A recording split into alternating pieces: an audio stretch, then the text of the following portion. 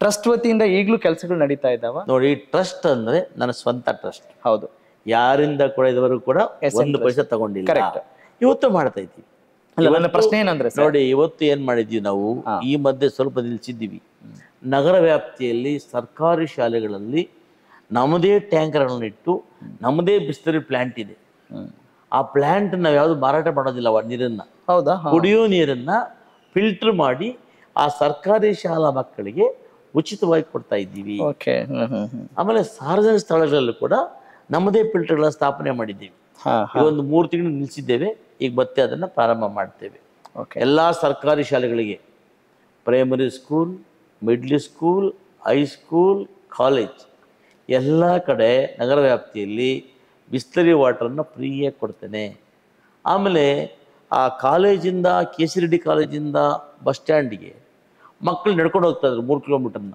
ಅದಕ್ಕೆ ಫ್ರೀಯಾಗಿ ನಾನು ಬಸ್ಸನ್ನು ಹಾಕಿದ್ದೇನೆ. ಚಾಟವಾಟರ್ ಫ್ರೀ ಬಸ್ಸನ್ನು ಹಾಕಿದ್ದೀನಿ. ಇವ್ಯಾವ ಕೂಡ ಸಮಾಜ ಸೇವೆ.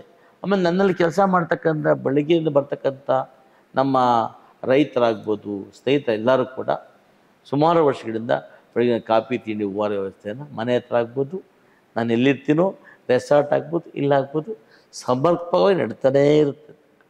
ಸರಿ, ಆಗೋದಿಲ್ಲ. ನೀವು ಹೇಳೋದು ನನಗೆ ಅರ್ಥ ಆಗುತ್ತೆ. ಆದರೆ ಒಬ್ಬ ಶಾಸಕರಾಗಿದ್ದಾಗ ಸರ್ಕಾರದಿಂದ ಸಿಗುವಂಥ ಅನುದಾನದಲ್ಲಿ ಇಷ್ಟೆಲ್ಲ ಕೆಲಸ ಮಾಡೋಕ್ಕೆ ಸಾಧ್ಯ ಇಲ್ವಾ? ಸ್ವಂತ ಟ್ರಸ್ಟ್ ಏನಾದರೂ ಇರಲೇಬೇಕಾಗತ್ತಾ? ಏನಾಗತ್ತೆ, ಸರ್ಕಾರ ಈಗ ಸ್ವಂತ ಟ್ರಸ್ಟ್ ನಾವು ಪೂರ್ತಿ ಮಾಡಲ್ವಲ್ಲ. ನಾವು ಸ್ವಂತ ಟ್ರಸ್ಟ್ ಪೂರ್ತಿ ಮಾಡೋದಿಲ್ಲ. ಸ್ವಂತ ಟ್ರಸ್ಟಿಂದ ಶಾಲಾ ಮಕ್ಕಳು ಪುಸ್ತಕ ಕೊಡ್ತಕ್ಕಂಥದ್ದು, ನೀರು ಕೊಡ್ತಕ್ಕಂಥದ್ದು, ಪ್ರವಾಸಕ್ಕೆ ಸಹಾಯ ಮಾಡ್ತಕ್ಕಂಥದ್ದು, ದೇವಸ್ಥಾನ ಸಹಾಯ ಮಾಡ್ತಾ ಇದನ್ನು ಸ್ವಂತ ಟ್ರಸ್ಟಿಂದ ಮಾಡ್ಬೋದು.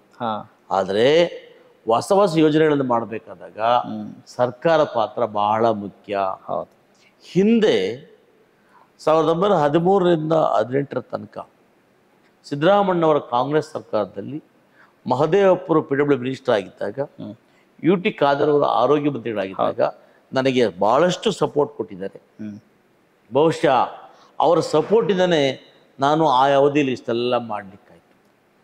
ತದನಂತರ ಬಂದ ಯಡಿಯೂರಪ್ಪನ BJP ಸರ್ಕಾರ ಇವತ್ತು ನಾನು ಬಂಗಾರಪೇಟೆ ನಗರ ವ್ಯಾಪ್ತಿಯಲ್ಲಿ ಕೋದಂಡರಾಮ ದೇವಸ್ಥಾನದಲ್ಲಿ ಒಂದು ಕಾಂಪ್ಲೆಕ್ಸನ್ನು ಕಟ್ಟಬೇಕು, ಒಂದು 250-300 ಜನ ಬಡವರಿಗೆ ಅಲ್ಲಿ ಉದ್ಯೋಗ ಕೊಡಬೇಕು ಅಂತೇಳಿ ಪ್ರಾರಂಭ ಮಾಡಿದೆ.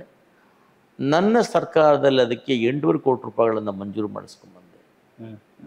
ಸುಮಾರು 200 ಕೋಟಿ ರೂಪಾಯಿ ಬೆಲೆ ಬಾಳತಕ್ಕಂಥ ಆ ಸರ್ಕಾರದ ಆಸ್ತಿಯನ್ನು ಉಳಿಸಿ ಮಾಡಿಸ್ಕೊಂಡ್ಬಂದೆ.